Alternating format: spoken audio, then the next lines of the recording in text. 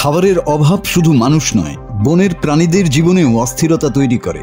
পাহাড়ি বনাঞ্চলে খাবারের স্বল্পতা দেখা দেওয়ায় নানা বন্যপ্রাণী আশ্রয় ও আহারের সন্ধানে ক্রমেই লোকালয়ে প্রবেশ করছে।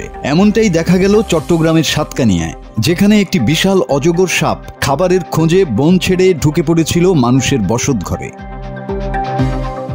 শুক্রবার সকালে উপজেলার পুরানগড় ইউনিয়ন ৫ নম্বর ওয়ার্ডের বাসিন্দা মোস্তাক আহমেদের বসতঘরে ঢুকে পড়ে একটি বিশাল আকৃতির অজগর।